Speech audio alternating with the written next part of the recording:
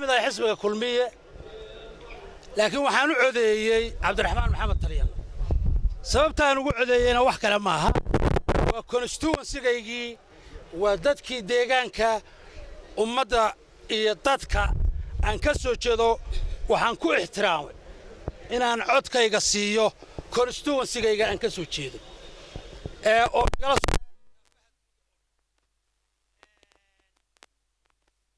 dadkuna waxaa loo baahan yahay taariikhdu iyadaa isqori doonta cidda Somaliland wuxuu ah cod u haysa dhul u haysa dad u haysa taariikhda qori doonta waxaan kaloo markhaati ka ahay in aniga iyo Cabdiraxmaan Taliyaan midna uu gudaha ku dhintay midna dibadda ku dhintay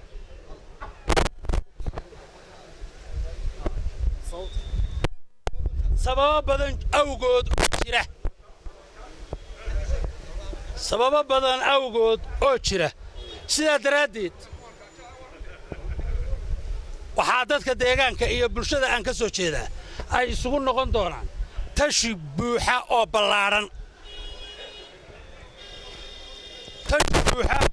ballaaran oo aanu ku hogaaminno meesha ay dadka iyo dadku u arkaan dantooda waxaad u jeedaan beeshiisu cod ma haysan miyaa oo doorasho ma gelin anigu ma odhanayo dee adigu ogow laakiin waxaa khasaba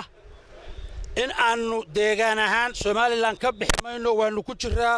waanu u shaqaynay adeer heerkaasaan soo gaadhsiiyey in la yiraahdo ma Somaliland baad ka baxaysaa meesh laakiin in aanu political regrouping samayno waa ku khasbanna oo aanu isu dunno dadkayaga iyo deegaankayaga oo aanu hor dhigno wixii dan u ah maya maan odhan anigu markii horena kuma qanacsanayn haddana kuma qanacsanayn haddana waa ka soo horjeeda wax badan aad iyo aad baan u soo dhawaynayaa dimuqraadiyadda meesha ka dhacday waana sababta aan rabo inaan dadkii deegaanka u caddeeyo wassalaamu calaykum waraxmatullahi